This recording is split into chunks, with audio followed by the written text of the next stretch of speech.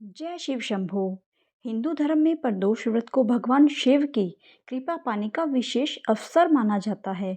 हर महीने में कृष्ण पक्ष की त्रयोदशी तिथि को प्रदोष व्रत रखा जाता है। इस वीडियो में हम जानेंगे कि इस साल वैशाख मास का पहला प्रदोष व्रत कब रखा जाएगा। 5 मई को होगा या 6 मई को, क्योंकि आज एकादशी है। परंतु तिथि के समय के अनुसार कल यानी कि 5 मई को प्रदोष व्रत रविवार के दिन रखा जाएगा। जानते हैं कब शुरू होगी त्रयोदशी तिथि। त्रयोदशी तिथि का प्रारंभ 5 मई शाम 5:41 पर होगा। त्रयोदशी तिथि का समापन 6 मई दोपहर 2:40 पर होगा। प्रदोष व्रत की पूजा प्रदोष काल यानी कि शाम के समय की जाती है। इसलिए वैशाख का प्रथम प्रदोष व्रत 5 मई यानी कि कल रखा जाएगा। पूजा का शुभ मुहूर्त 5 मई शाम 6:59 से 9:06 तक रहेगा। प्रदोष व्रत के दिन प्रातःकाल स्नान कर लेना चाहिए। उसके बाद व्रत का संकल्प लेना चाहिए। प्रदोष व्रत के दिन सूर्योदय से पहले उठकर स्नान करें और स्वच्छ वस्त्रों को धारण करें। पूजा स्थल को साफ करें और भगवान शिव की प्रतिमा या तस्वीर को स्थापित करें। दीप जलाएं और धूप अगरबत्ती जलाएं। भगवान शिव और माता पार्वती का ध्यान करें। व्रत का संकल्प लें। उसके बाद प्रदोष काल में शाम के समय दोबारा स्नान करें और स्वच्छ वस्त्र धारण करें। शुभ मुहूर्त में पंचामृत, जिसमें जल, दूध, दही, घी और शहद से भगवान शिव का अभिषेक करें।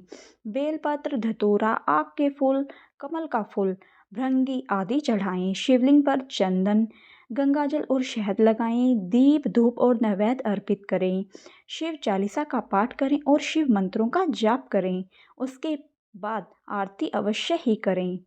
व्रत का पारण सूर्यास्त के बाद प्रदोष काल खत्म होने पर व्रत का पारण करें।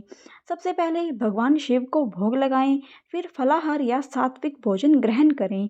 उसके बाद दान पुण्य जरूर करें। मित्रों, अब हम जानते हैं रवि प्रदोष व्रत की पौराणिक कथा। प्रदोष का व्रत करने पर कथा अवश्य ही सुननी चाहिए। इस बार वैशाख में रवि प्रदोष पड़ रहा है, तो हम रवि प्रदोष व्रत की कथा सुनेंगे। एक समय सर्व प्राणियों के हितार्थ परम पावन भागीरथी के तट पर ऋषि समाज द्वारा विशाल गोष्ठी का आयोजन किया गया।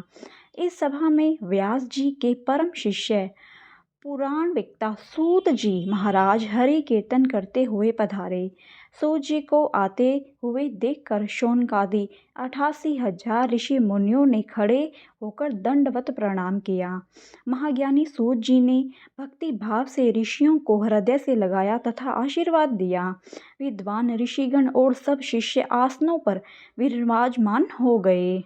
शौनकादि ऋषि ने पूछा, हे पूज्यवर महामते, कृपया यह बताने का कष्ट करें कि मंगलप्रद कष्ट निवारक यह व्रत सबसे पहले किसने किया और उसे क्या फल प्राप्त हुआ था। श्री सूत जी बोले, आप सभी शिव के परम भक्त हैं। आपकी भक्ति को देखकर मैं व्रती मनुष्यों की कथा कहता हूँ, ध्यान से सुनो। रवि प्रदोष व्रत की कथा के अनुसार एक गांव में अति दीन ब्राह्मण निवास करता था।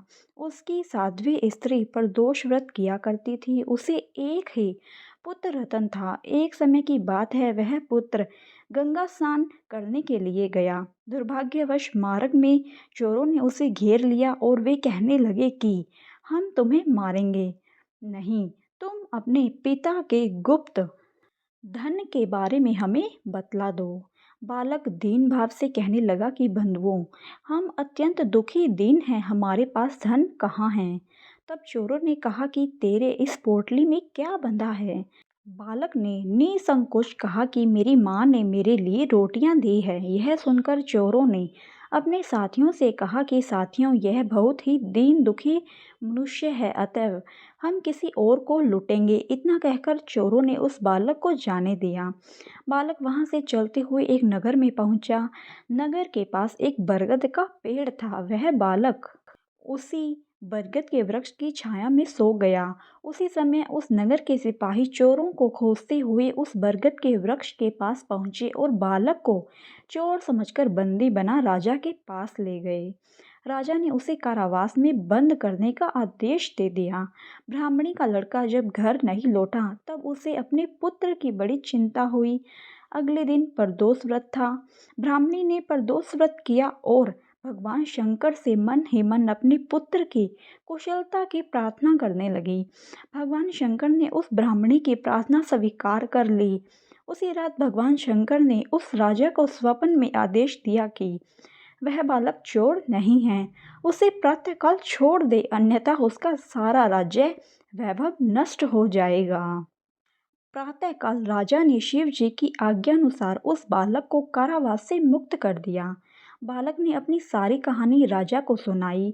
सारा वृतांत सुनकर राजा ने अपने सिपाहियों को उस बालक के घर भेजा और उसके माता पिता को राज दरबार में बुलाया। उसके माता पिता बहुत ही भयभीत थे। राजा ने उन्हें भयभीत देखकर कहा कि आप भयभीत न हों, आपका बालक निर्दोष है।